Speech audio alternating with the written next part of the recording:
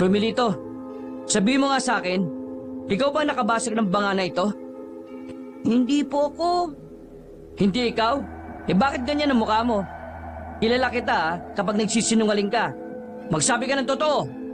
Hindi nga po ako. Sino?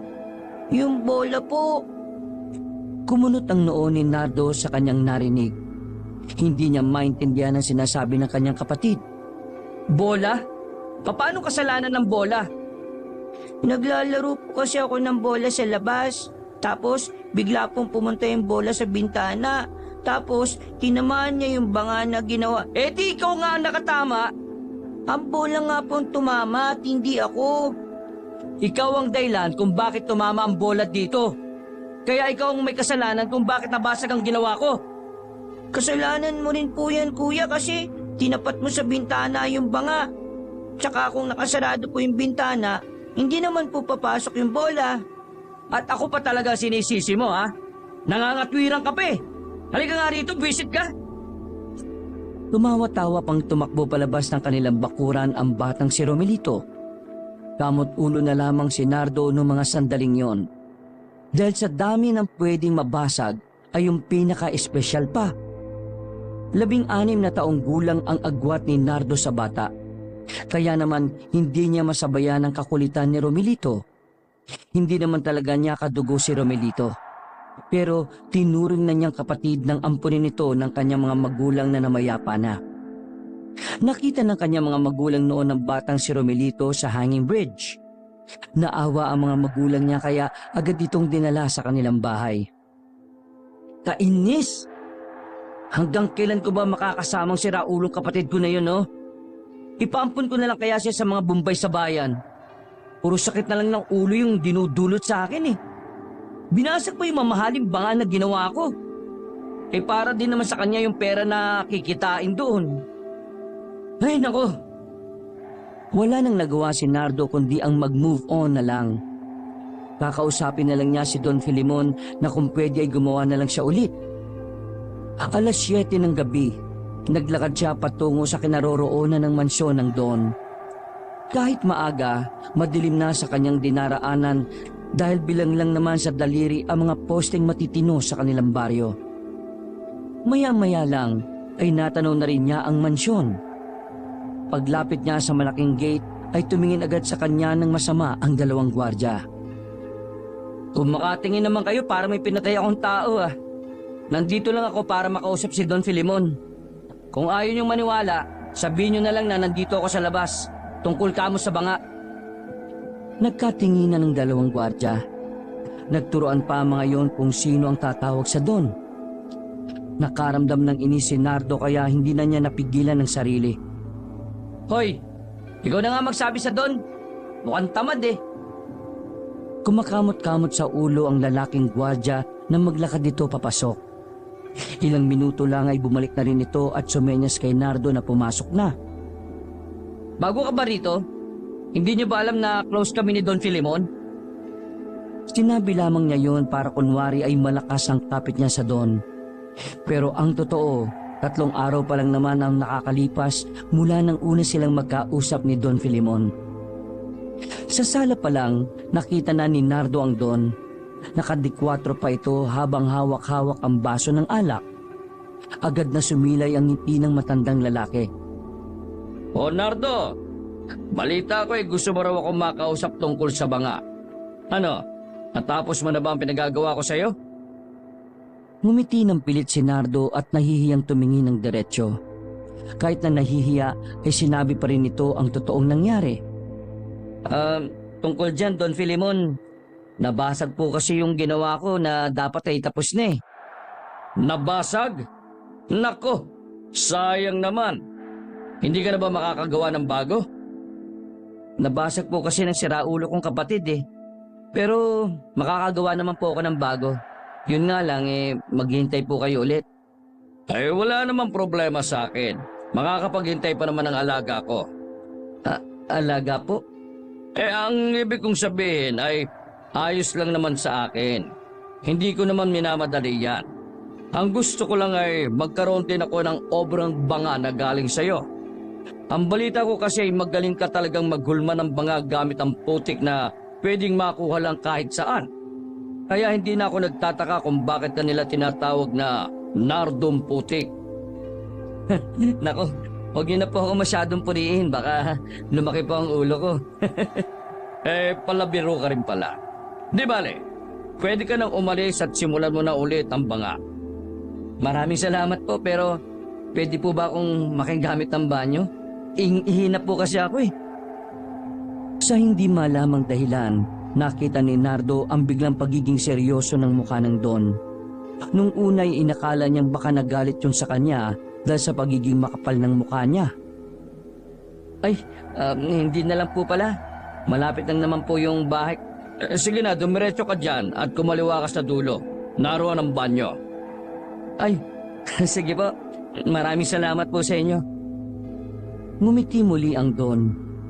Pagkakataon na yun ni Nardo para makaihi. Pagtalikod ni Nardo, sumilay ang nakakaloko niyang ngiti. Walang kalam-alam ang Don na gusto lamang ni Nardo na makakuha ng impormasyon tungkol sa mansyon na yun. Bukod sa pagiging tagagawa ng mga magagandang banga o paso, si Nardo ay dihinding manunugis ng aswang. Ang dahilan kung bakit gusto niya makapasok sa mansyon ay para malaman kung tama ba ang hinala niya nung una pa lang. Kunwari inosenteng naglalakad ang lalaki habang hinahanap ang banyo. Mabagal ang paglalakad niya para tingnan ang bawat madadaanan. Pero wala naman siyang nakitang kung ano sa parting yon. Nang may makasalubong siyang tauhan ni Don Filimon ay ngumiti siya kunwari at nagsabing magbabanyo lang. Wala na siyang nagawa kundi ang umihi na lang. Nakalabas ng mansyon ng binata nang wala siyang napala. Pinagpaliban na lamang niya ang pagkalap ng impormasyon tungkol sa kung aswang nga ba ito o hindi si Don Filimon. Nang makabalik siya sa kanilang bahay, ay naabutan niya ang kapatid na si Romelito sa kanilang bakuran. Naggulat pa ito nang makita siya. Oh, gulat na gulat ka. Huwag ka mag-alala. Hindi naman kita papaluin eh. Nabibwisit lang ako sa ginawa mo. Pero sa ibang banda, pasalamat din ako sa iyo at nabasag mo yun kasi nagkaroon pa ako ng konting oras para humaba yung pag-iimbestiga ko. Kung natapos ko na kaagad siguro yun eh, baka hindi na ako makapasok na mansyon. Sabi ko sa iyo kuya tama lang ang ginawa ko. Gusto mo kapag matatapos ka na ulit, basagin ko ulit yung banga eh. Magtigil ka. Makakalata na si Don Filimon kapag ganun. Kuya, sa palagay mo ba, aswang talaga si Don Filimon? Umupo ang lalaki sa gilid at saka bumuntong hininga. Hindi ko nga rin alam eh. Hindi naman kumukulo yung langis ko. Hindi rin naman siya takot o allergic sa bawang. Pakiramdam ko may kakaiba sa kanya. At yun ang dapat mong malaman. Kuya, madalas ako napapadaan sa mansyon nila eh. Gusto mo ba magmanman din ako doon ng pasimple? Wag na. Ilalagay mo pa yung sarili mo sa alanganin eh. Saka ka nalang makialam kapag kailangan ko ng tulong mo. Nakipag-apir pa ang batang si Romelito kay Nardo. Sa parehong gabi, sinimulan na agad ni Nardo ang paggawa niya ng bagong banga. Nilabas na niya ang sikretong sangkap niya para mas lalong tumibay ang kanyang mga nagagawang obra. Walang iba kundi ang putik na matagal nang nakaimbak sa mga maliliit na banga. Para kay Nardo, yun ang dahilan kung bakit lahat ng banga na nagagawa niya ay matitibay. Pero yung banga na ginawa niya para kay Don Filimon, hindi niya nilagyan ng putik. Para sakaling kung mabasag yun sa mansyon ay magpapagawa sa kanya uli. Matapos maihulma ng perpekto ang banga, ay itinabi na muna niya yun. Ipinagpabukas na lang niya ang paggawa naman ng disenyo ng kabuuan ng banga. Isinarado na niya ang hulmahan niya. Katabi lang naman ito ng kanyang bahay. Kaya matapos maghukis ng kamay ay pumasok na rin siya sa bahay nila. Naabutan niyang masarap na ang tulog ni Romelito sa mga oras na yun. Napangiti na lamang si Nardo. Payapang-payapa kasi ang itsura ng bata. Bigla niyang naalala ang sinabi sa kanya ng kanyang mga magulang na kahit na anong mangyari ay hinding-hindi niya maaaring pabayaan si Romelito. Huwag kayo mag-alala, Nay, Tay. Nandito ako palagi para sa kanya. Nakangiti pang nakatingin si Nardo sa larawan ng kanyang mga magulang na nasa altar. Habang masarap ang tulog ng bata, naisipan na lamang muna ni Nardo na pumunta naman sa kanyang sekretong silid, na kung saan doon naman nakatago ang lahat ng kagamitan niya sa pagiging albularyo. Sumuot siya sa ilalim ng papag. Binuksan niya roon ang pintuan pababa sa ginawa niyang basement. Pinindot niya ang ilaw sa gilid at saka bumaba na rin pagkaliwanag.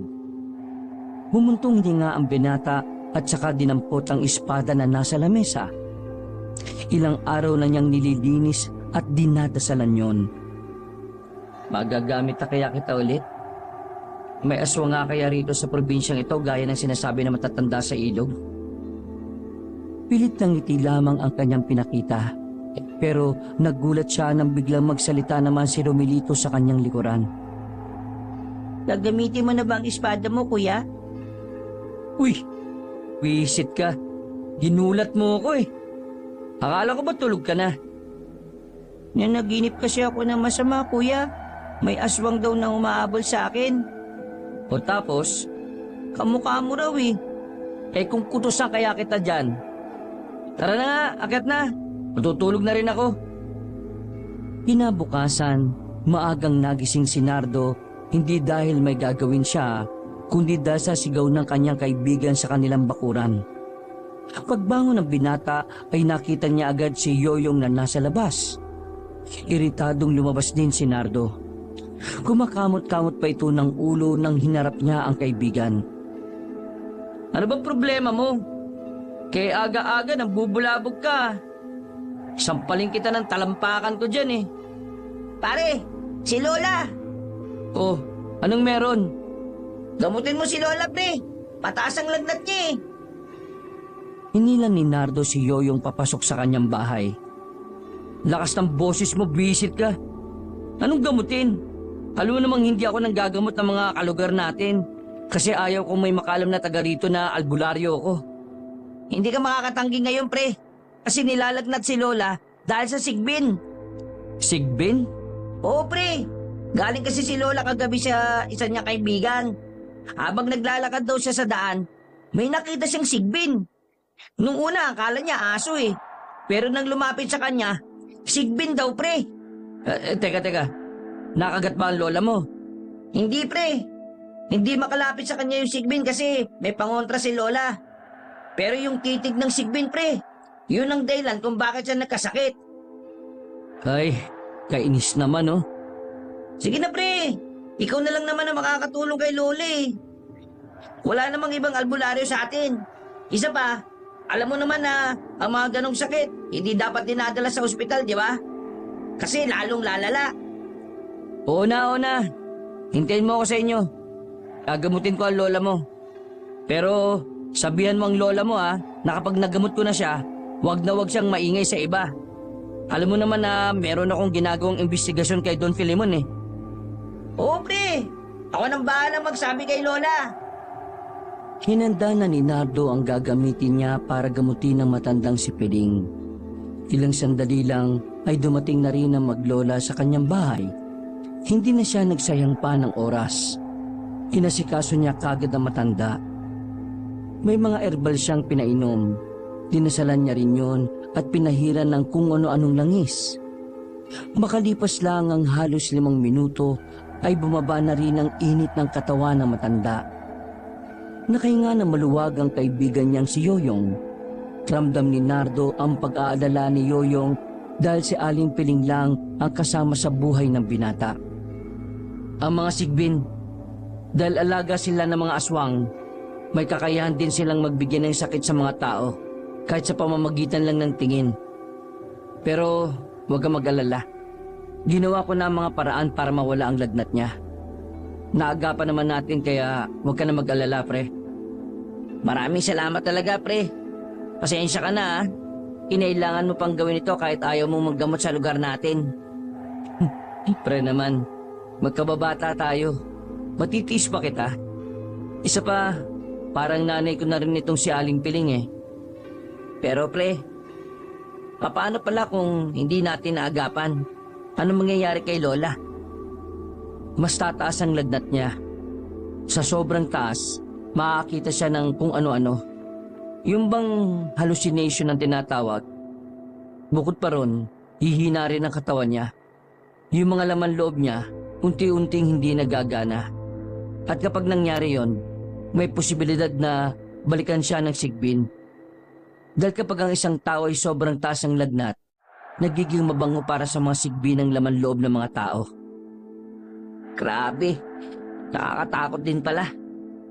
Eh kung may mga sigbin nga, Ibig sabihin talaga nito, meron mga aswang? oo pre, at yun ang kailangan kong malaman. Kasi hindi ko alam kung ilan na mga aswang at kung sino-sino sila. Pero malakas talaga ang palagay ko na gumagala-gala lang sila sa mga baryo. Alam mo naman, liblib dito sa atin. Pero gusto kong sumama. Sumama saan? Hindi naman ako aalis eh. Sa ginagawa mo, gusto ko rin puksain ng mga aswang. Hoy, ano akala mo sa aswang? Hindi sila gaya ng mga tambay sa kanto sa bayan ha, nasisitahin mo lang. Ang mga aswang, pumapatay ng tao, kumakain ng tao. Alam ko, pero gusto ko lang may gawin din para protektahan ng iba. Lalong-lalo na si Lola. Alam mo, pareho kayo ng kapatid ko. Ang kulit nyo. Natigil ang kanilang usapan nang biglang magising na ang matanda. Agad naman silang lumapit doon. Lola, kumusta kayo? Kumusta pakiramdam nyo? Tumingin ang matandang si Piling kay Nardo. Ngumiti ito ng malapad at tinawakan ng kamay ng binata. Nardo, maraming salamat sa paggagamot mo sa akin. Lola, hindi po si Nardo ang gumamot sa inyo. Yung albularyo po na kaalis lang. Yoyong, Apo, hindi tanga ang lola mo ha. Alam ko kung sino ang gumagamot sa akin. At kahit magkaila pa kayo, hindi niyo may tatago ang totoo sa akin. Aling Piling, alam niyo po na... Albularyo ka. Pero paano niyo po nalaman? Wala po akong pinagsasabihan. Sandaling bumangon ang matanda. Pumupo ito at isinandalang likod sa dingding. Magkakilala kami ng lolo mo. Sa katunayan, dating nobyo ko ang lolo mo. Noong albularyo pa ang lolo mo, sinabi niya sa akin na may magmamana ng kakayahan niya bilang albularyo. At nang makita kita, nasa sekundaryo ka pa lamang. Alam kong ikaw ang tinutukoy ni Andoy. Ex-boyfriend niyo po pala ang lolo niya? Sayang, hindi kayo nagkatuluyan. Kung nagkatuluyan kami, di sana wala ka sa mundong ito. Sira ulo. Nakikiusap ako sa inyo, Aling Piling. Huwag niyo po muna sana ipagsabi sa iba ang tungkol sa pagiging albularyo ko. Kapag nalaman ng ibang tao ang tungkol sa katauhan ko, makakaepekto ito sa ginagawa kong pag-iimbestiga kung sinong aswang dito sa probinsya natin. Tulad ko, naghihinala rin ako kay Don Filemon. Pero wala akong makitang ebidensya na magsasabing aswang siya. Pareho tayo ng layo ni Nardo. Kaya huwag ka mag-alala. Makakaasa kang hindi malalaman ng ibang tao ang pagiging albularyo mo. Sinasabi mo bang albularyo ka rin? Bakit hindi ko malang nahahalata na nag-iimbestiga ka rin sa aswang?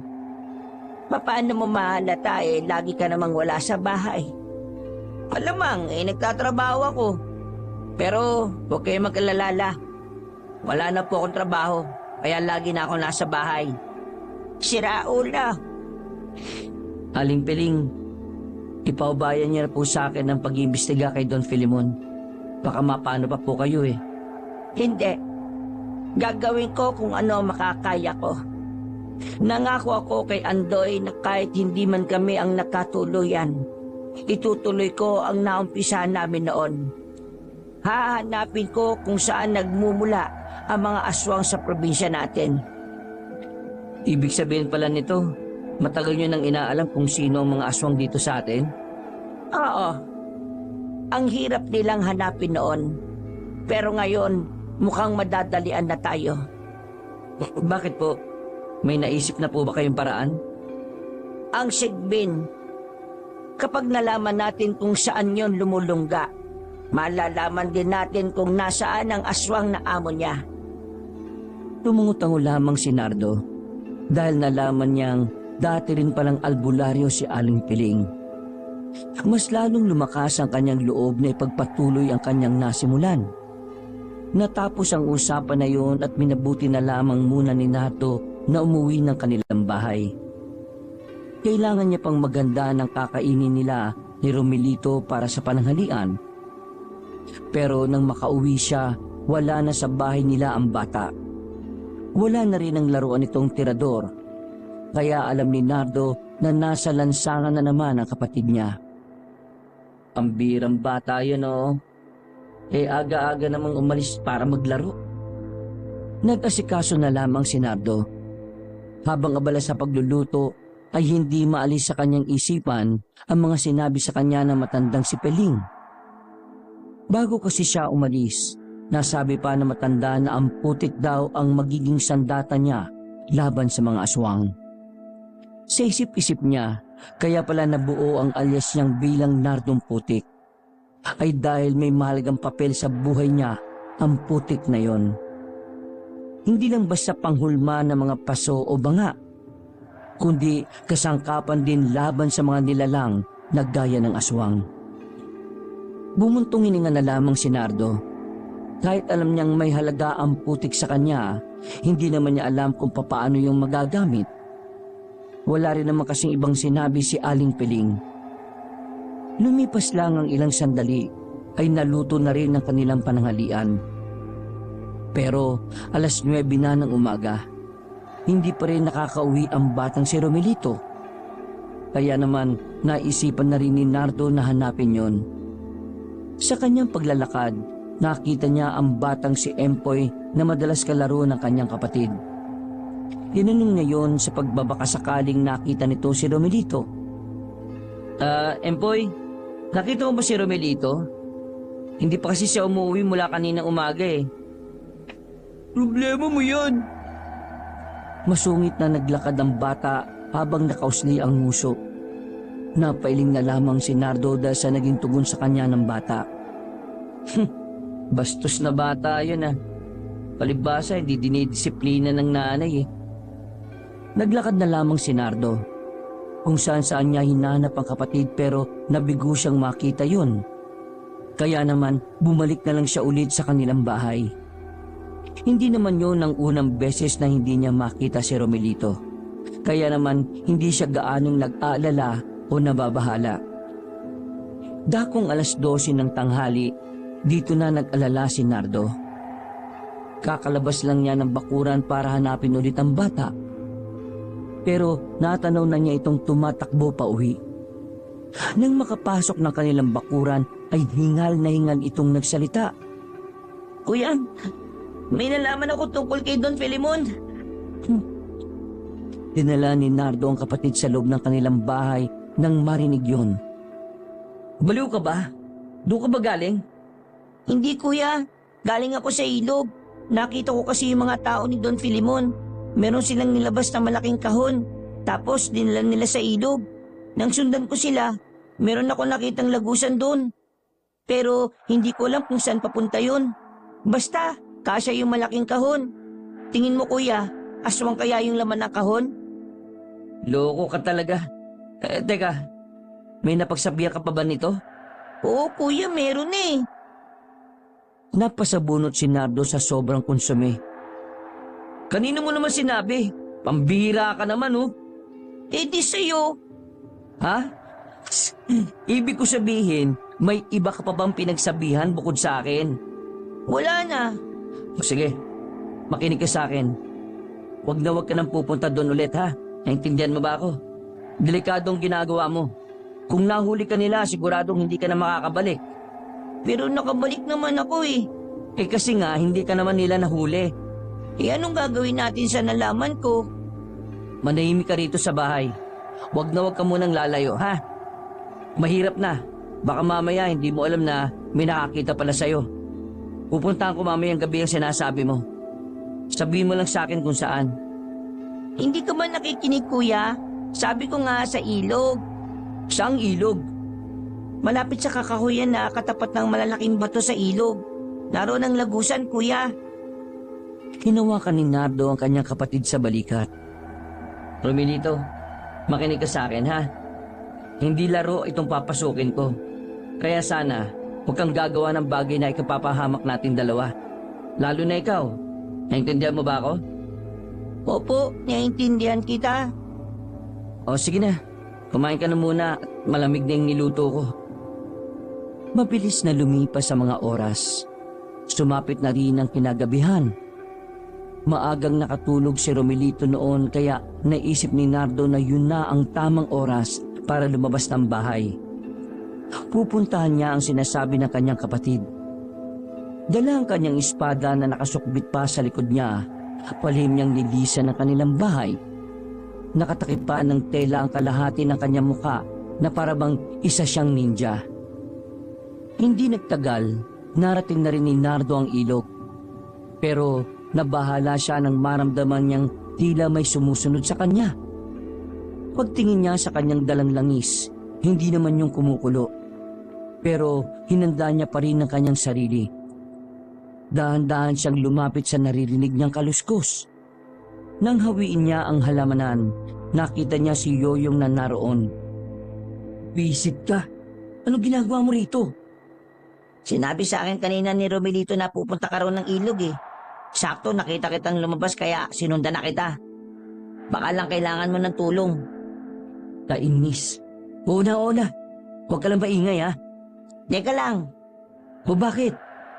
ang bagal kasi maglakad ni Lola eh. At sinama mo pa talaga si Aling Piling? Alam mo ba kung ano yung posibilidad na makita ko sa pupuntahan ko? Eh sumama eh, ano magagawa ko? Napakamot na lamang sa ulo si Nardo nang lumitaw ang matandang si Piling. Kumpara nung ginamot niya ito, malakas-lakas na ang matanda. Salamat sa kapatid mong madaldal. Nalaman kong may lagusan pala rito. Diyos ko naman no. Aalis na sana sila pero may narinig silang kaluskos sa kaliwang banda ng kanilang kinalalagyan.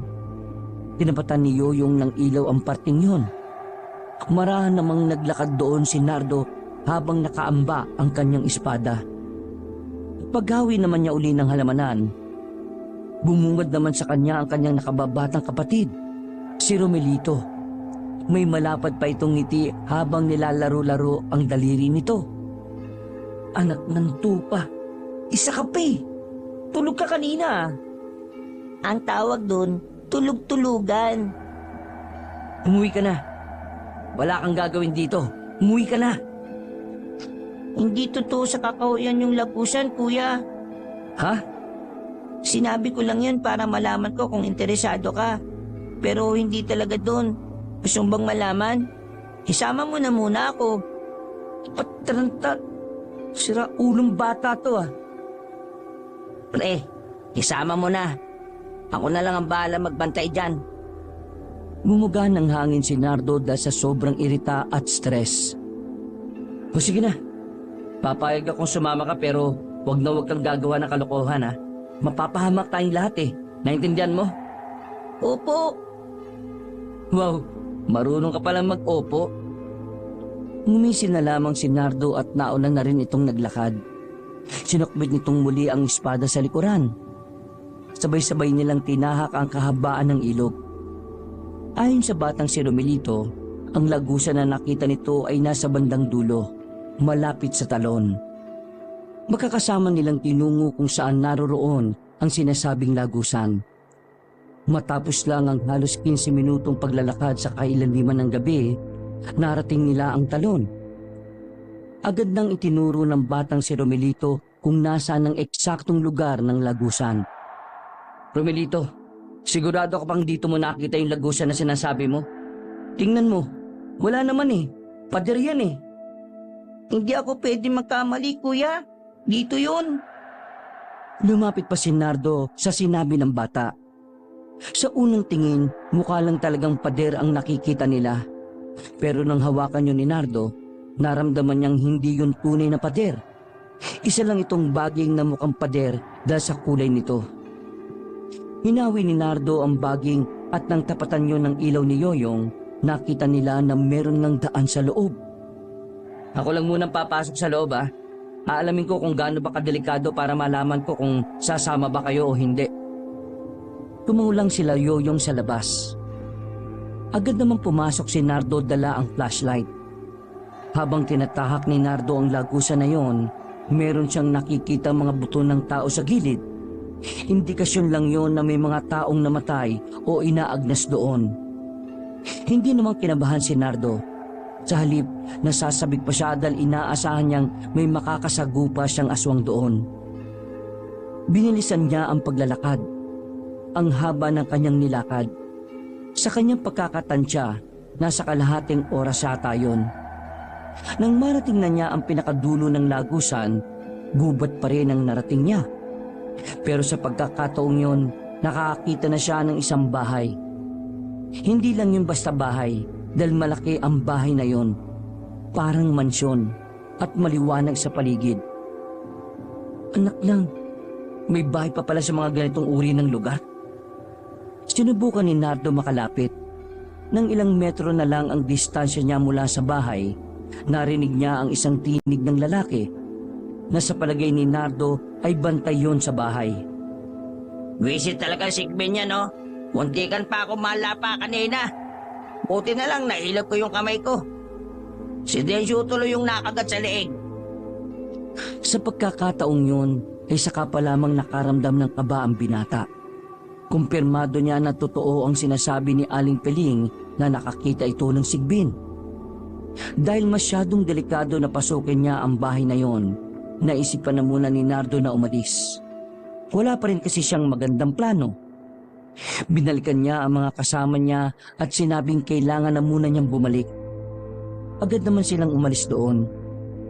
Umuwi na muna sila para pag-usapan ang kanilang natuklasan. Hindi ko nakita pero base sa narinig ko, merong Sigbin sa bahay na yon. At malakas ang kutob ko na hindi lang isa, hindi lang dalawa, kundi higit pang Sigbin ang naroon. Nardo, kailangan mo nang kumilos. Kung sino man ang nasa likod ng pag-iipon ng mga Sigbin, sigurado akong may balak siyang pakawalan yon sa gabi na bilog ang buwan. Gagamitin niya ang mga Sigbin para maubos sa mga tao at tuluyan na siyang maghari dito sa probinsya natin. Ang tanong, sino? Sino ang nasa likod nun? Kung hindi natin malalaman, hindi rin natin siya mapipigilan. Si Don Filemon. Matagal na akong naghihinala sa kanya Bigla na lang siyang lumitaw dito sa baryo natin. Sinasabi niyang ninuno niya ang may-ari ng mansyon. Pero nalaman ko na wala naman siyang ninuno na taga rito sa atin. Di ba sabi mo, hindi naman kumukulo ang langis kapag nasa harapan mo siya? Ibig sabihin, hindi siya aswang. Alam natin na kapag hindi ka aswang, mahihirapan kang makapag-alaga ng mga Sigbin. Kasi bago mo pa sila alagaan, ikaw ang una nilang lalapain. Sandaling napaisip si Nardo.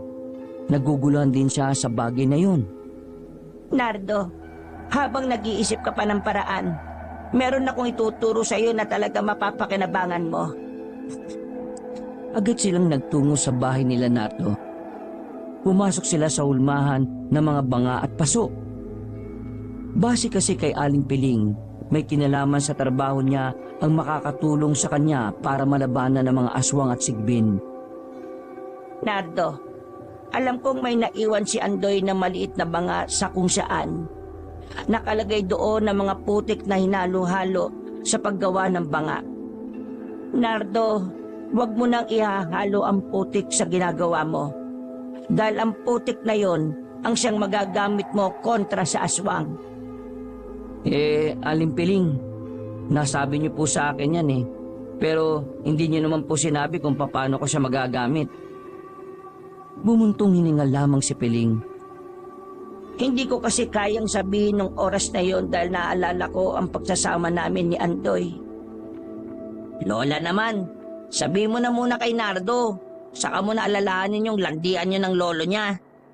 Hay, ikaw talaga sira ulo ka. Manahimik ka nga muna dyan. Isa-isang inilabas ni Nardo ang maliit na banga kung saan naroon ang mga hindi pangkaraniwang putik. Binuksan niya ang mga takip nito. Mahiwaga ang putik na ito. Nung araw, ito ang gamit ni Andoy. Ang putik na ito ay mula pa sa lupain ng mga sinaunang manunugi sa Leyte. Sinasabi nga mga lupa doon ay may mga dugo ng mga malalakas na manunugi sa albularyo. Ang mga dugo na iyon ang siyang kinatatakutan ng mga aswang. Kapag dumikit sa balat ng aswang ang putik na yan, para yung asido na nakakapaso para sa kanila. Pero hindi ganon ang gagawin natin. Ano po ang kailangan nating gawin? Kailangan natin pagsamasamahin ng mga putik. Lalagyan natin ng tubig nang sa ganon ay muling mabasa ang putik at muling maging malapot. Ibabad mo ang mga armas na magagamit mo sa loob ng halos 2 araw. Bago mo iahon ang mga armas, kailangan mo munang dasalin ang huling dasal ng bulag na albularyo. Huling dasal ng bulag na albularyo? Oo. Ang dasal na ito ay karaniwang ginagawa ng mga albularyo kapag nagbabasbas ng anting-anting at kapag nilalagyan ng orasyon ng mga armas. Alam mo ba ang dasal na yon? Opo, alam ko yon. Pero hindi ko na matandaan ang huling parte. Huwag kang mag-alala. Kabisado ko pa rin naman hanggang ngayon. Bibigyan kita ng kopya. Kinuha ni Aling Piling ang isang banga. Inamoy niya yon. Nagulat sila nang biglang mapamura ang matanda. Hindi kasi kaya-aya ang amoy na yon.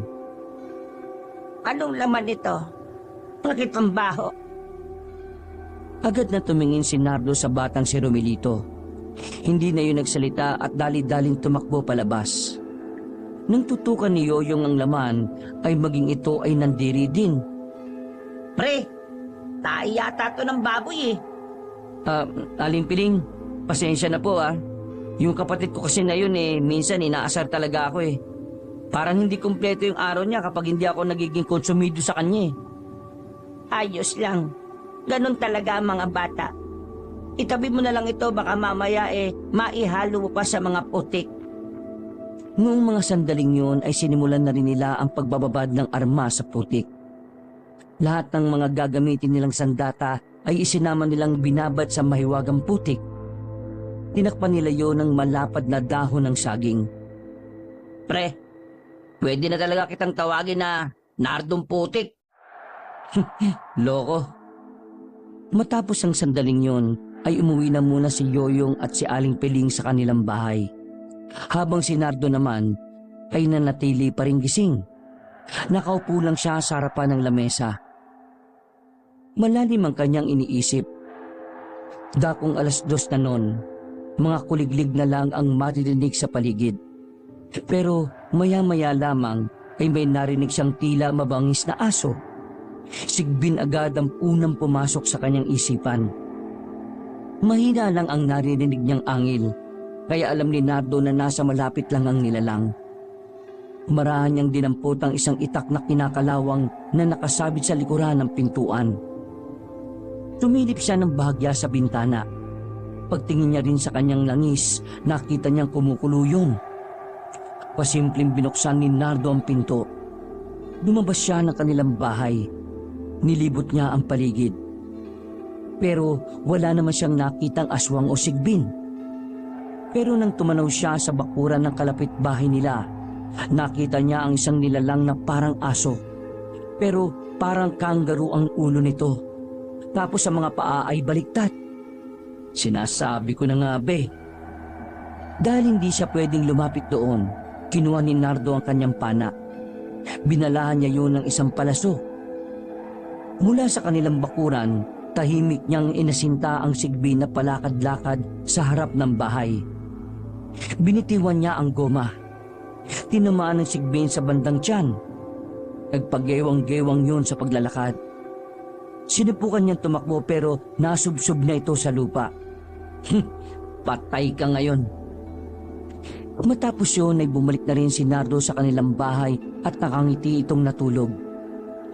Kinaumagahan, narinig ni Nardo ang malalakas na usapan sa kabilang bakuran. Nang lumabas siya ng bahay ay nakita niya ang mga nagkakagulong tao. Kuya Nardo, ikaw ba yung pumatay sa Sigby na yun? Oo, ako. Patunay lang yan na may aswang dito sa atin. Tumango na lamang ang batang si Romelito. Nung umagang yon, tinapos na rin ni Nardo ang ginagawa niyang banga para kay Don Filemon. Pulido ang pagkakagawa niya ng mga disenyo. Talagang siniguro niya na walang masasabing negatibo ang Don.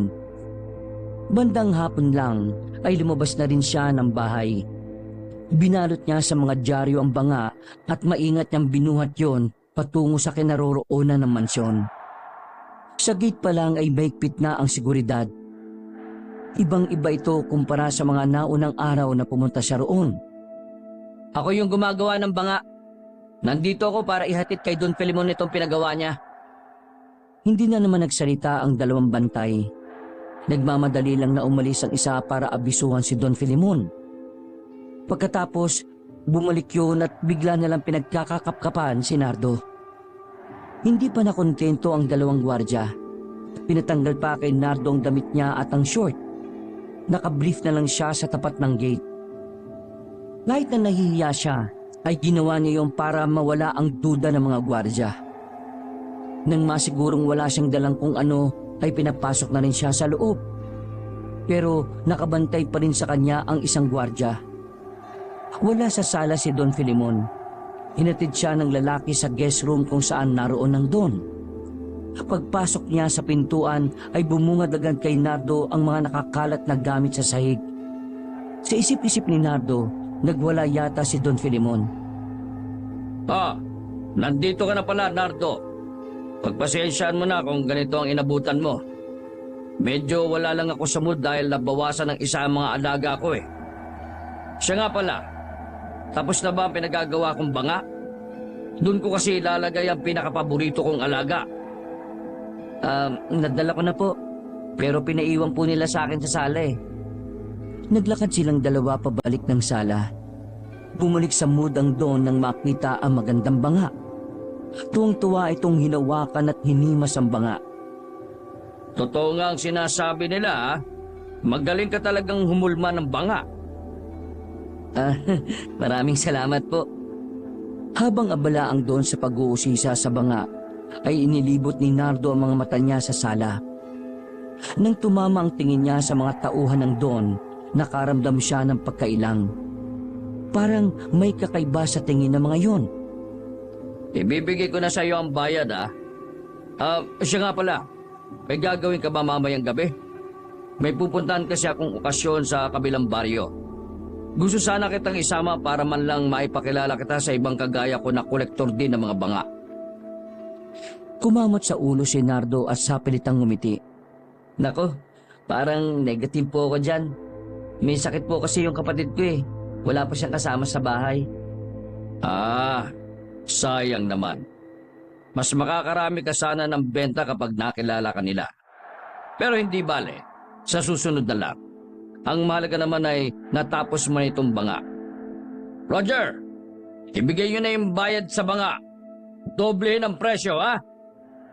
Tumango at nagmamadaling umalis ang isang lalaki sa gilid. Pagbalik nito ay may daladala na itong itim na sobre.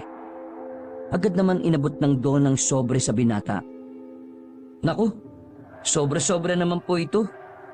Tamang-tama lang yan. Ganyan dapat magbayad sa isang alagad ng sining. Maraming salamat po. Nang kunin ni Nardo ang bayad, ay naramdaman niya sa kanyang bulsa na bigla na lang kumulo ang kanyang langis sa bag. Napatingin siya sa nakangiting si Filemon. Sa hindi malamang dahilan, bigla na lang siyang nagkaroon ng kutob na si Filemon ay isang lihitimong aswang. Kumalma muna si Nardo. Sinubukan niyang kumilos na parang walang nalaman.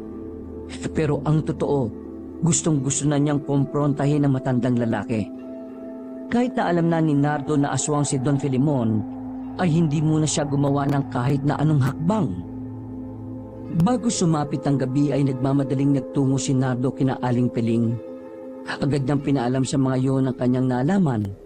Kaya naman, dakong alas 7 ng gabi, naganda na sila para balikan ang lagusan na kanilang natuklasan.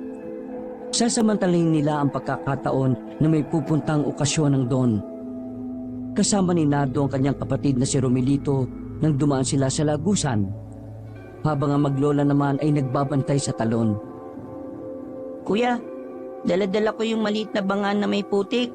Narinig ko kasi na mabisang pangontra daw yung mga putik na ginagamit mo sa pagpapatibay ng banga at paso. Pambihira ka talagang bata ka oh. Kaya pala mabigat yung bag mo eh. Kuya, delikado ba yung pupuntahan natin? Malamang, delikado.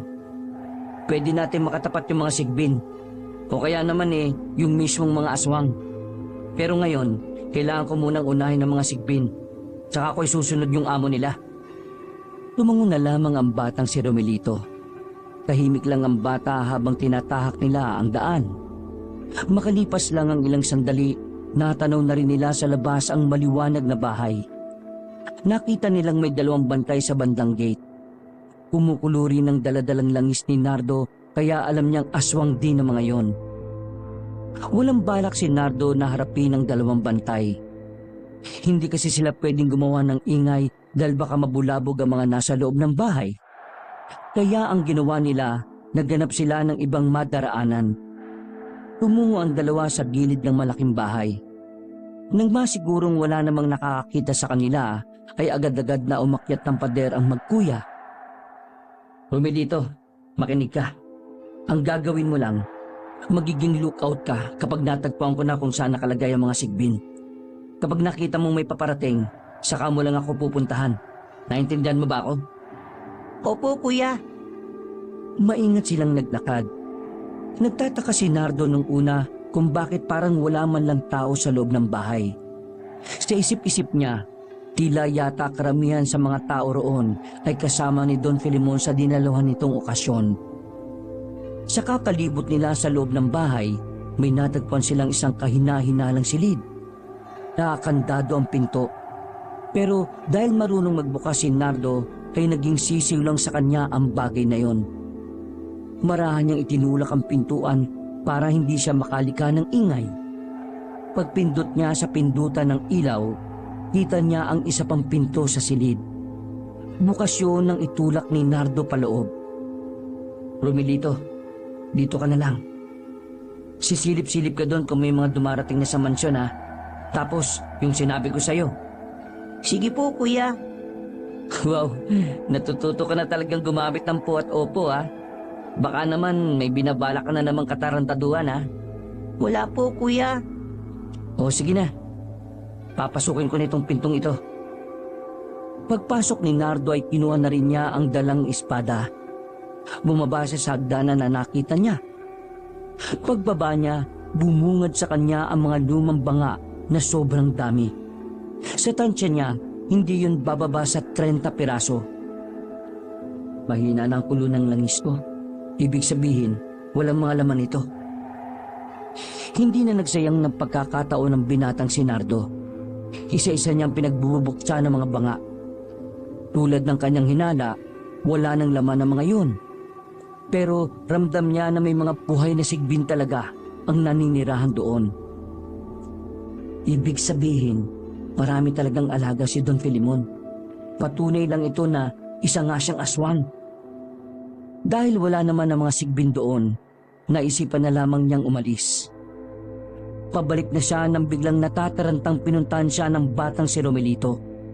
Kuya, may mga dumating na mga lalaki. Mga 4 sila. Kailangan na nating umalis, tara. Nagmamadali silang tumakbo palabas doon. Pero hindi pa man sila nakakaalis ng bahay, nakita na sila ng 2 matangkad na lalaki. Unang tingin pa lang ni Nardo, batid na niyang mga aswang din yon. Sino kayo? At paano kayo nakapasok dito? Buti na lamang ay nakatakip ng muka ang 2. Pero hindi pa rin sila ligtas kahit na hindi sila nakikilala. Kaya naman walang magawa si Nardo kundi palagan na lang ang mga yon.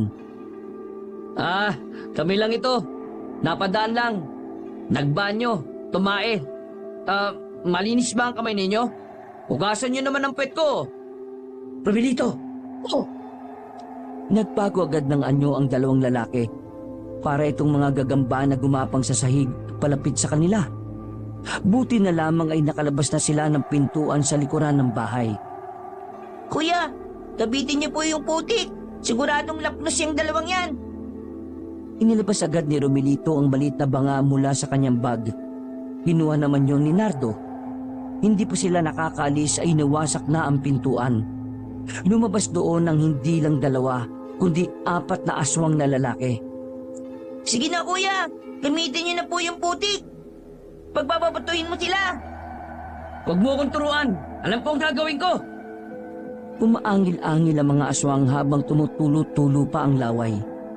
Bago pa man umatake ang mga yon, binuksan na ni Nardo ang banga. Dumukot siya ng dumukot sa loob ng inaakala niyang putik. Pinagbababato niya yun sa mukha ng mga aswang. Pero nagtaka si Nardo kung bakit parang wala namang nangyayari sa mga yon. Hanggang sa naamoy na lang ng binata ang sobrang baho na nagmumula sa banga. Nakita niya rin na parang iritado ang 4 na aswang sa amoy na nalalanghap nila. Lintik!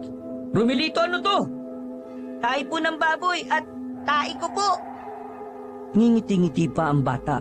Hindi man lang ito nakaramdam ng takot kahit na nasa harapan na nila ang aswang. Nagawa pa talaga nitong gumawa ng kalokohan.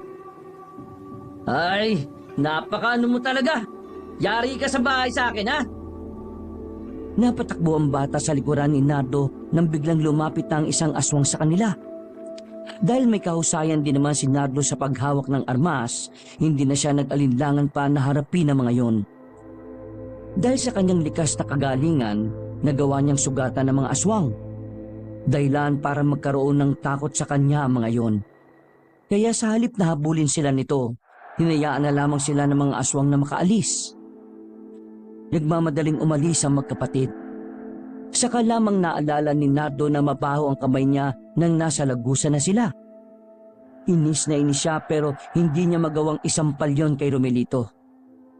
Oh, anong nangyari? Wala na mga sigbin sa mga banga. Kaya kailangan na nating umalis. Nakita kami ng mga aswang na nagbabantay sa bahay. Ang mabuti pa, sa bahay na muna kayo. Tara na, umalis na tayo. Hindi na nila hinintay pang maabutan sila ng mga aswang. Umalis kaagad sila sa lugar na yun. Nakahinga ng maluwag si Nardo. Pinagkukukurot naman niya sa hita si Romelito. Hindi niya sana ito titigilan pero inawat na siya ni Aling Peling. Kung wala na ang mga sigbin sa mga kinalalagyan nila, marahil pinatakas na yon ni Filemon. Bakit? Ngayon niya na ba sisimulan ang pag-aasik niya ng lagim? Bakit ang payapa ng baryo natin ngayon? Siguro sa ibang lugar ang inuna niya. Ay nako, hindi ko napagtanto na hindi pala okasyon ang pupuntahan ni Don Filemon. Buti na lang din hindi ako sumama sa kanya. Nardo, mukhang kailangan mo munang manahimik. Hindi pwedeng mapahamak ka habang hinihintay natin ang tamang oras para magamit ang mga sandatang nakababad sa putik. Tama ho kayo. Kailangan hindi makahalata si Don Filemon na ako ang kumakalaban sa kanya. Habang nananahimik ka, kami naman ni Lola ang magmamanman. Magkita-kita na lang tayo ulit makalipas ang 2 araw. Tinapusan nila ang usapan ng mga oras na yon. Umuwi na muna si Nardo at Romelito. 2 araw ang nakalipas. Walang nangyaring kakaiba sa kanilang baryo.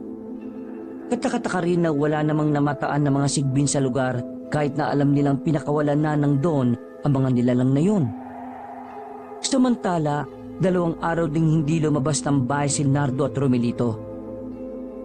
Kampante naman si Nardo na hindi siya pinaghihinalaan ni Don Filemon. Hapon, ilang oras bago niya iahon ng mga sandata sa putikan, humahangos na dumating si Yoyong. Sa mukha pa lang ng kanyang kaibigan, batid na niyang hindi na maganda ang ibabalita nito. Nardo, ito na ang kinatatakutan natin. Bakit? Anong nangyari? Anong nalaman niyo? May nasagap kaming balita ni Lola. Yung mga sundalo at rebelding nagkukuta sa kagubatan, pinaglalala raw ng mga sigbin. Palagay ko, mga sigbin ni Don Filemon ang may kagagawan nun. Napalunok si Nardo ng laway. Saka lamang niya naramdaman ng kaba. Base sa narinig niyang balita, mukhang hindi basta-basta ang mga sigbin. Naisip niya na kung sakaling aatake ang mga yon sa kanilang baryo, madaling malalaga sa mga tao sa lugar nila. Pre, anong gagawin natin? Baka mamaya bigla na tayong lusubin ng mga sigbin dito. Magpakalat kayo ng mensahe sa bawat bahay. Ipaalam niyo ang nangyayari. Nang sa ganun magkaroon sila ng ideya. Hindi pwedeng tayo mismo ang magsabi sa kanila. Malalaman ni Don Filemon na kinakalaban natin siya. At kapag nangyari yon, sigurado akong tayo ang uunahin niya. Hihintayin ko na lang na matapos ang pagbabad ng mga sandata. Pagkatapos, haharapin ko yung mga sigbin na yan. Pagsapit ng gabi, gumawa ng maraming sulat si Yoyong at Nardo. Nakalagay sa sulat na yun ang babala tungkol sa mga sigbin. Habang nakatakip ng telang itim ang kanilang muka, pasimple nilang nilalagay sa mga pintuan ng mga papel. Ayos na siguro to, pre. Sana naman maniwala sila sa nakasulat sa papel. Magsasalita pa sana si Nardo nang makita nilang tumatakbo palapit sa kanila ang batang si Romelito. Hingal na hingal ito at nakahawak pa sa magkabilang tuhod. Napahilamos naman sa sariling muka ang binatang si Nardo dahil sa katigasan ng ulo ng kanyang kapatid. Bakit ka na naman ba lumabas ng bahay? Di ba sinabihan na kitang hindi ka aalis ng bahay hanggat hindi ko sinasabi? Kuya, galing ako sa bahay nila Don Filemon. Narinig ko yung sinabi nila, kuya. Plano niyang papuntahin na rito mamaya ang mga alaga niya. Nagkatinginan na magkaibigang Yoyong at Nardo. Batid nilang hindi magagawang magloko ni Romelito sa mga ganong sitwasyon. Kaya sa mga sandaling yon, naalarma na si Nardo. Kung hindi sila kikilos agad, marahil ay mas malala pa ang mangyayari sa kanilang baryo. Pre, sabihin mo na ang lola mo na pumunta sa bahay. Tingin ko oras na. Tumakbo agad palayo si Yoyong. Si Nardo at Romelito naman ay bumalik na rin sa kanilang bahay. Pumunta agad sila sa hulmahan. Inalis nila ang dahon ng saging na nakatakip sa mga sandatang nakababad sa putik. Kuya, anong pwede kong gamitin sa mga yan? Wala. Hindi ka pwedeng humawak ng armas. Ha? Anong gagawin ko? Tapos mo na ang dapat mong gawin. Dahil sa iyo nalaman namin na naghahanda na rin sila Don Filemon sa pag-asik ng mga kaguluhan. Pero gusto ko ring lumaban, kuya. May napanood ako sa TV sa terminal Yung si FPJ, ang galing niyang sumuntok. Gagayahin ko yun. Hinawakan ni Nardo sa magkabilang balikat ng kanyang kapatid. Nagsalita siya ng mahinahon. Romelito, hindi laro ang sasabakin natin ngayon. Hindi to kagaya ng palabas ni FPJ. Dito, pwede kang mamatay. Hindi to pwede sa bata. Hayaan mong ako na ang gumawa ng paraan para protektahan ka. Pero gusto ko rin protektahan ka, kuya. Hindi na kailangan. Kaya kong protektahan ang sarili ko. Para saan pa't naging albularyo ko, hindi ba? Kaya ikaw, kumalma ka lang sa bahay. Magtago ka doon sa lalagyan ko ng gamit ko sa pang-albularyo. Makinig ka ha. Sa ngayon, kailangan mong makinig sa akin para hindi ako mag-alala. Doon ka lang. Huwag na huwag kang lalabas kahit na anong mangyari. Kuya, nag-aalala ako sa iyo Baka paglabas ko ng bahay, wala ka na. Ano ka ba? Parang hindi mo naman alam kung gaano ako kagaling lumaban. Basta ipangako mo sa akin, kuya, babalik ka. Oo, babalik ako. Kaya ipangako mo rin sa akin na hindi ka lalabas ng bahay. Susundin mo lahat ng sasabihin ko. Tumango-tango na lang ang bata at sandali pa itong yumakap sa kanyang kuya. Bumuntong hininga naman si Nardo ng mga oras na yon. Aminado siya na kahit may kahusayan naman talaga siya sa pakikipaglaban, kinakabahan pa rin siya sa hindi niya malamang dahilan. Hindi niya matukoy kung bakit tila mabigat ang kanyang kalooban. Ilang sandali lang, dumating na rin ang maglolang Piling at Yoyong. Handang-handa na mga yon. Kakasamang tatlo nang mag-abang sila sa bungad ng kanilang baryo. Noong mga sandaling yun din, ay may mga ilang-ilan na ring residente ang naalarma. May ibang seryoso sa sulat, ngunit may iba rin namang hindi yun pinansin. Ganun pa man, itinuon na lamang nila ang kanilang atensyon sa pag-aabang ng mga inaakala nilang sigbin. Baka naman hindi rito dadaan ang mga sigbin na yon. Kanina pa tayo rito naghihintay Malakas ang kutob kung dito sila dadaan. Mas maraming kabahayan dito kaysa sa bandang dulo ng baryo natin eh. Huwag kang apurado. Baka mamaya bigla ka na namang maihi sa sobrang takot kapag nakita mo ang mga sigbin, Yoyong. Ako? Maiihi? Baka akala mo lang yon, la. Puro kayabang. Naihi ka nga nung may gumapang na alupian sa hita mo eh. Huwag na kayo maingay. Kumukulo na ang langis ko. Hinigpitan na nila ang hawak sa kanilang mga armas. Nakaandaan na rin ang espada ni Nardo. Halos 1 minuto lang ang kanilang hinintay. Nakita na nila sa di kalayuan na may malaking aso na ang naglalakad palapit sa baryo. Pinagmasdang maigi ni Nardo kung ano yon. Nagsalubong ang kanyang kilay nang mapagtantong ang mga yun pala ay hindi mga sigbin. Aling Piling, nagkamali tayo ng hinala. Hindi mga sigbin ang kalaban natin ngayon. Mga asbo. Teka pre, anong asbo? Isang uri ng aswang na may kakayahang mag-anyong tao at kumakain din ito ng karne ng tao.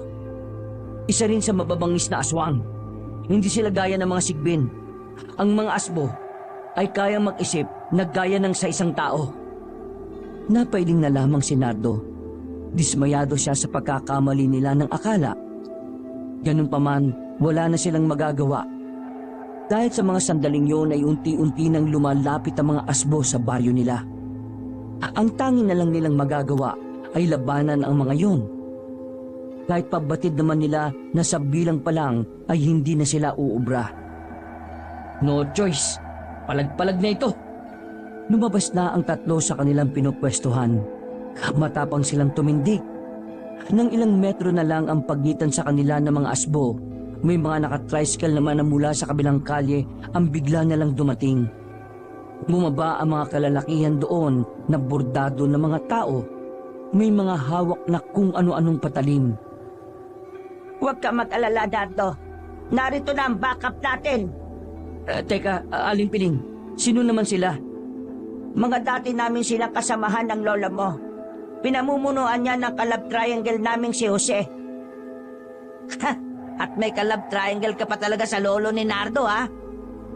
Lumapit sa kanila ang matandang lalaki na halos kasing edad lang din ni Aling Piling.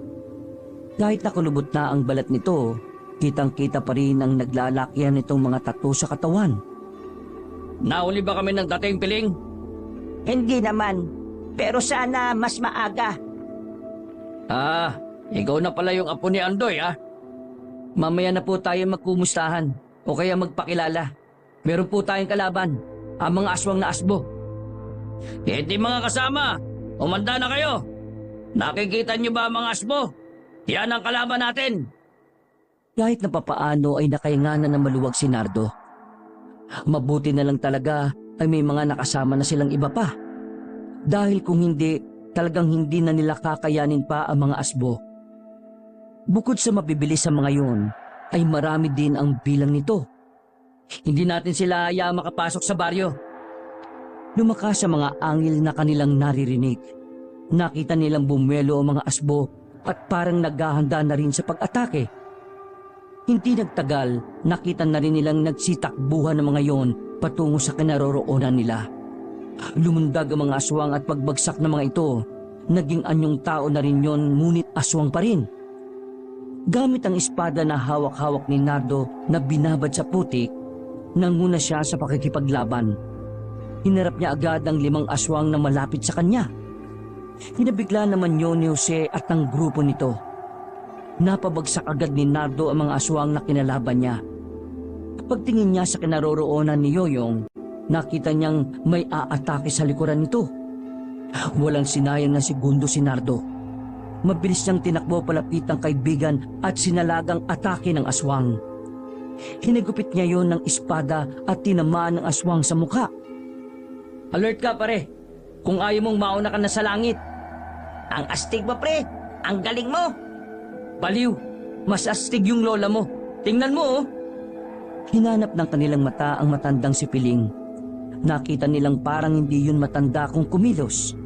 Hawak ang itak ay sanay na sanay itong makipaglaban sa mga aswang. Mas magaling pa sa'yo ang lola mo eh. Kaya umayos ka, ha? Huwag ka munang mamamatay.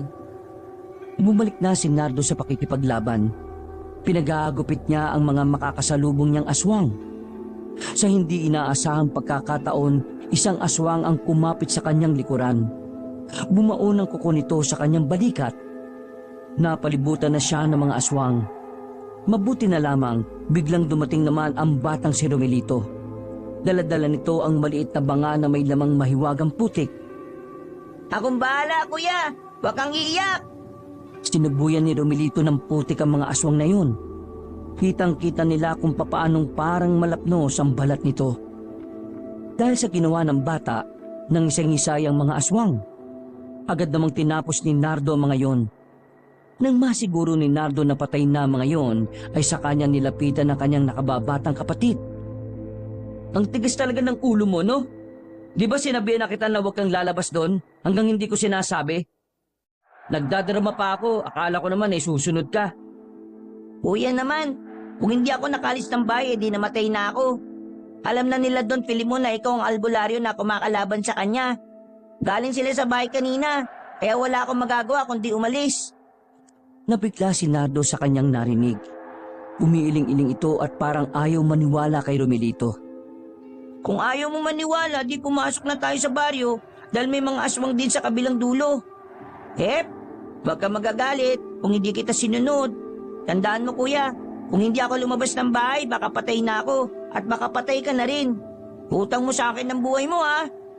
Eh sira ulo talaga tong batang to oh. Nilingon ni Nardo ang iba pa nilang kasama. Pagtingin nila sa mga aswang na asbo ay patay na ang mga yun. May ilan sa mga kasama nila ang nasugatan. Pero maswerteng hindi naman malala. Kailangan natin magpunta sa kabilang dulo ng baryo. Sabi nitong kapatid kong si Raulo, nasa loob sila Don Filemon. Hindi naman malabong mangyari yan. Kaya tara na. Ihandaan nyo na ang inyong mga sarili sa isa pang laban. Ginawa ni Nardo ang banga na hawak ng bata. Inamoy niya muna ang laman nito para siguradong hindi tae na naman ang mahahawakan niya. Nagtanggal siya ng damit. Gumawa siya ng putik. Malapot pa yon na ipunas-punas niya ang putik sa kanyang katawan. Handang-handa na ako. Angas! Nardong putik ka na talaga! Kuya, may halong tae yan, pero tae lang ng daga. Pumikit na lamang si Nardo at huminga ng malalim. Hindi niya gaanong naamoy ang baho kaya pinalagpas na lang niya ang kalokohan ng bata. Nagmamadali na silang pumasok sa kanilang baryo. Ang mga residente naman, nagsilabasan na rin ang kani-kanilang bahay. Natataranta ang karamihan sa kanila. Lahat kayo, lumikas muna kayo ng baryo natin.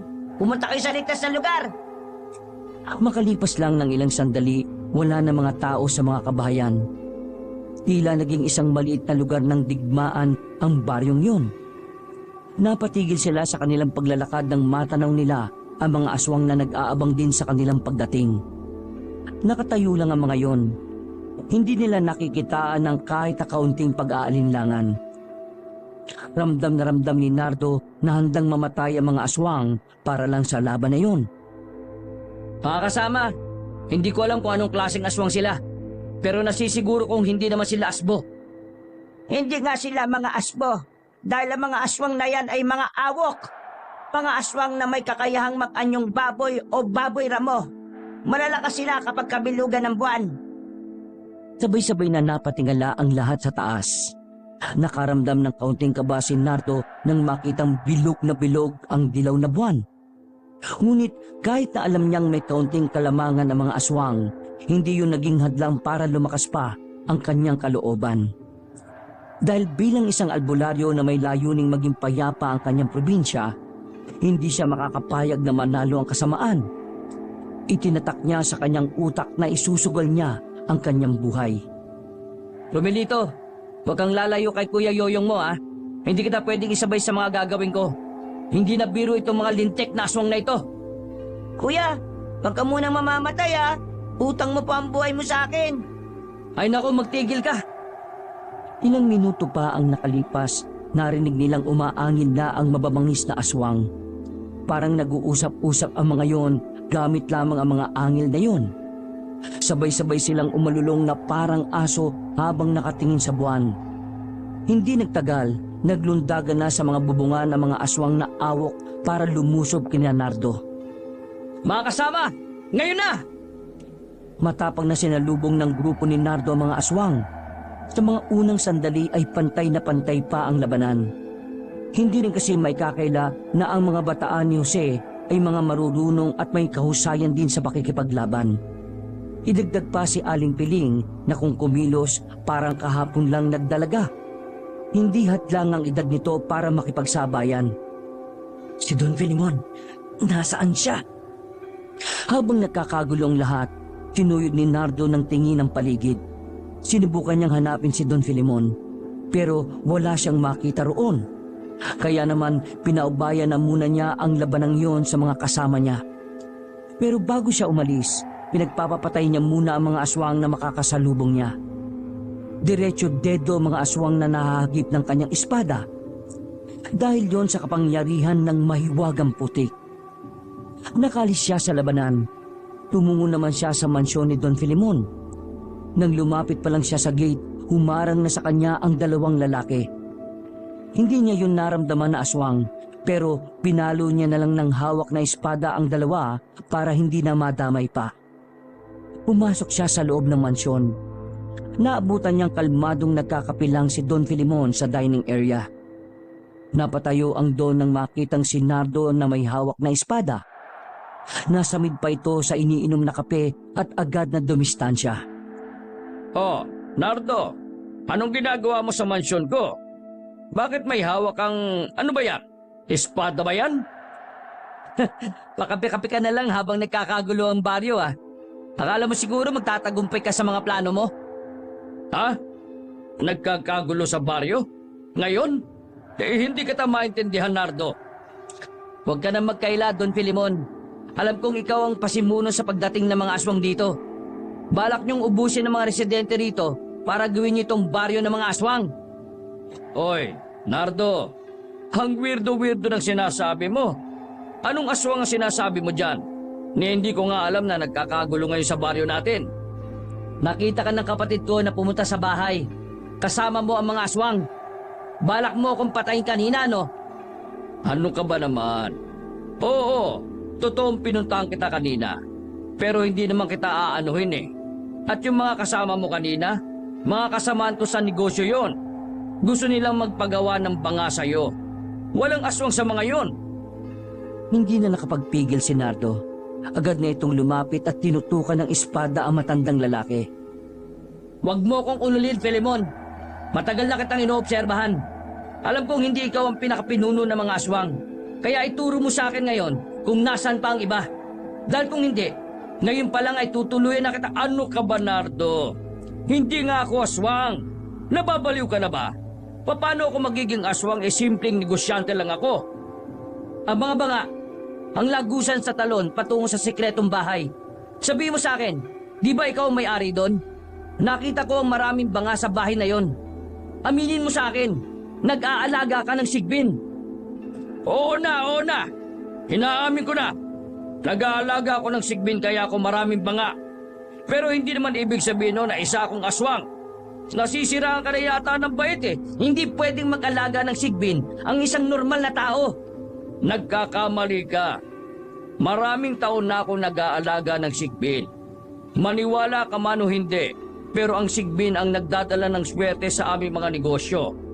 Yun lang ang dahilan kung bakit ako nag-aalaga ng sigbin. Hindi ako aswang. Kung nagdududa ka pa rin, kumuha ka ng bawang sa kusina. Isalpak mo sa bibig ko.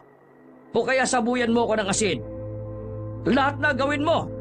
Gusto mo prito mo pa ako eh. Hindi pa rin kumbinsido si Nardo, kaya naman pinahid niya ang kamay niya sa sariling katawan na may putik. Pagkatapos, pinahiran naman niya ng putik si Don Filimon. Nang laki ang kanyang mga mata nang makitang walang nangyari sa Don. Hindi man lang nalapnos ang balat nito. Ano ba yan? Putik? O libag mong lumapot? Kahit na sumasagi na rin sa isipan ni Nardo na baka hindi nga aswang si Filimon, hindi pa rin siya nagtiwala rito. Itinali niya ang Don sa upuan para hindi ito makakawala. Ano na naman pakulo ito? Wala nga akong alam eh. Yang mga sigbin ko, hindi ko alam kung bakit lahat sila nawala sa banga. Pinatay mo, no? Kung hindi ka aswang, sigurado akong may pinagkukunan ka ng sigbin. Sabi mo sa akin, sino yon? Oo nga, may pinagkukunan ako. Si Danny, pero hindi ko alam kung aswang siya o hindi. Ituro mo sa akin kung nasaan siya. Okay ka lang. Nakagapos ako oh. Paano ko ituturo? Natigil lang ang kanilang pag-usap nang dumating na sila Aling Piling. Nakahinga ng maluwag si Nardo nang malaman na walang namatay kahit na isa sa kanila. Pero naiwan pa rin ng grupo ni Jose habang nakikipaglaban sa mga awok. Anong sabi na matandang yan? Hindi siya aswang. Paanong hindi aswang? Tagal ko nang pinaghihinalaan yan. Hindi siya nalalapno sa mahiwagang putik. Pinagsasampal ko na rin ng bawang. Wala rin. Hindi rin kumukulo ang langis sa kanya. At hindi rin ako baliktad sa paningin niya. Ang kukulit. Hindi nga ako aswang. Biktima lang din ako. Kasi ang gusto ko lang naman ay gamitin ng mga sigbin bilang pampaswerte. Malay ko ba kung mag-aalsa pala ang mga aswang-aswang na yan? Pero meron siyang itinuturo sa atin. Kaya Yoyong, tulungan mo ako. Siguruhin natin hindi ito makakatakas. Sasamahan niya tayo kung nasaan yung kinukunan niya ng sigbin. Kuya, huwag kang magtitiwala sa matandang yan. Kanina pumunta yan sa bahay, galit na galit yung muka. Parang matandang naipit ang itlog eh. Hoy, bubwit! Manahimik ka! Inalis na ni Nardo at Yoyong ang matandang si Filemon sa upuan. Kinaladkad nila ito palabas ng mansyon.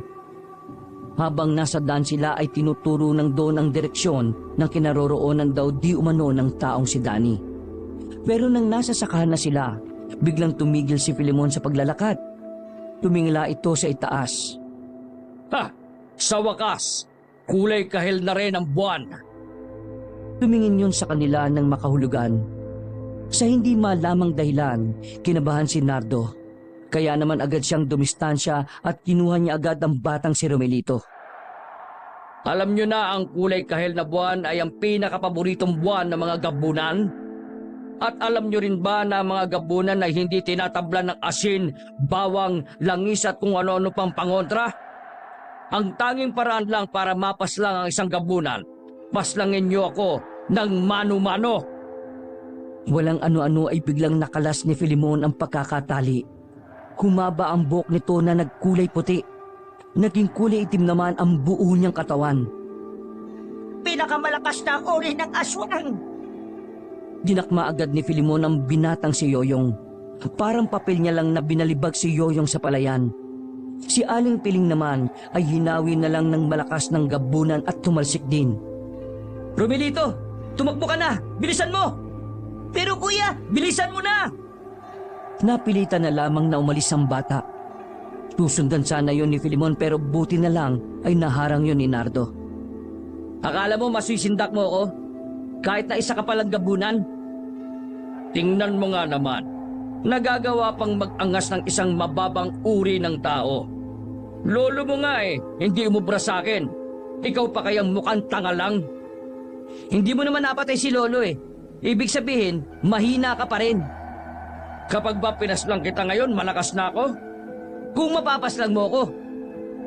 Buong tapang na itinaas ni Nardo ang espada at saka hinagupit sa gabunan. Pero sa kasamaang palad, nahawakan lang ni Filemon ang kanyang espada. Persang hinilas siya ng gabunan at saka sinuntok ng malakas sa tiyan. Huwag kang mag-alala. Hindi agad kita papatayin. Uunti-untiin muna kita para matansya mo kung gaano ko kalakas. Halos mamilipit si Nardo sa sobrang sakit ng kanyang tiyan. Hinawakan siya ni Filemon sa ulo at saka inangat. Nakakadismaya ka. Akala ko pa naman ay hindi ka ordinaryong albularyo. Pero wala ka pa rin palang pinagkaiba sa mga pinaslang ko noong araw. Basura! Isa ka rin basura! Hinawakan ni Filemon ang kanang balikat ni Nardo. Pinisil nito ang buto ng binata roon at saka bumaon din ang kuko nito.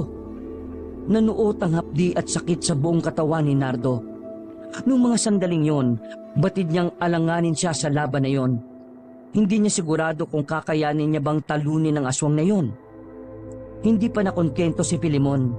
Nakailang ulit siyang pinagsasasampal ng malakas sa muka. Kinurot-kurot din ito ang binata sa tagiliran dahilan para masugatan siya ron.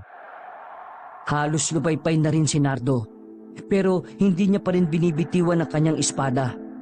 Nakaiga na siya sa lupa habang nakatingin sa mga bituin. Iniisip niya na yun na ang huling sandali ng kanyang buhay. Muli siyang hinawakan sa kwelyo ni Filemon at iniangat sa ere. Humaba ang kuko ng gabunan. Anumang oras ay maaari na siyang tapusin ang aswang na yon. Nababagot na ako. Kailangan ko nang tapusin ang drama na ito. Napapikit na lamang si Nardo. Tanggap na niya. Tanggap na niyang matatapos na lamang sa ganoon ang lahat ng kanyang pinaghirapan. Pero napadilat siya muli nang marinig ang boses ng kanyang nakababatang kapatid na si Romelito. Hoy! Aswang nagabuang! Umanda ka! Wala nang halong tayang putik na ito kaya iiyak ka ngayon! Napalingon si Filemon sa gilid. Bago pa nito mabitiwan si Nardo, pinagbababato na ni Romelito ng putik ang aswang. Sa puntong yon, kitang-kita ni Nardo na umuusok ang katawan ni Filemon. Hindi tumigil ang bata sa pagsaboy ng putik. Kahit na nangihina na, ginawa pa rin ni Nardo ang kanyang makakaya para makakuha ulit ng lakas. Binuhos niya ang natitira niyang enerhiya. Nilapitan niya ang gabunan at saka buong puwersang itinarak ang espada sa dibdib nito. Hindi pa nakontento si Nardo. Ibinaon niya ang espada hanggang sa halos isang buo na nito ang tumago sa likuran. Pasensya ka na, Filemon. Pero hanggang dito na lang ang kalokohan mo. Hindi maaari! Paghugot ni Nardo ng espada, saka na siya nawala ng malay. Nagising na lang si Nardo na maliwanag na ang paligid. Tapos na ang labanan. Masakit ang kanyang buong katawan. Pagtingin niya sa paligid, nasa loob na siya ng kanilang bahay. Nasa gilid niya sila Jose, Aling Piling at Yoyong. Habang nakaupo naman sa tabi niya ang batang si Romelito. Ising na pala ang magiging alipin ko. Ha? Anong pinagsasabi mo? 2 beses na kitang niligtas, kuya. Ibig sabihin nun, pwede na kitang maging alipin. Eh kung kutusa kaya kita dyan, ha? Huwag ka munang kumilos. Bugbog pa ang katawan mo. Si Filemon. Dedo na si Filemon, pre.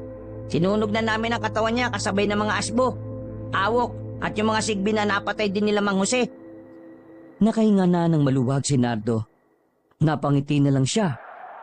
Lumapit sa kanya si Romelito at niyakap niya ang kapatid. Hindi niya inakala na ang makulit at pasaway na si Romelito ay malaki ang magiging papel sa labanan na yon. Dahil sa mga nangyari, tuluyan nang nalaman ng buong baryo ang pagiging albularyo ni Nardo. Kinilala na rin siya ng mga residente bilang tagapagligtas. Nagkaroon ng samahan ng mga manunugi sa kanilang baryo sa pangunguna ni Mang Jose at Aling Piling. Walang paglagyan ng kaligayahan ni Nardo. Hindi niya inakala na kakayanin nilang ipagpatuloy ang naudlot na misyon ng kanyang lolo. Mula nang mapigilan nila ang binabalak ng gabunan na si Filemon, naging malaya at masagana ang kanilang baryo. Wala na ring namata ang mga aswang sa kanilang probinsya. May papahinga na rin kita, sabi ni Nardo habang hawak-hawak ang espada ng kanyang lolo.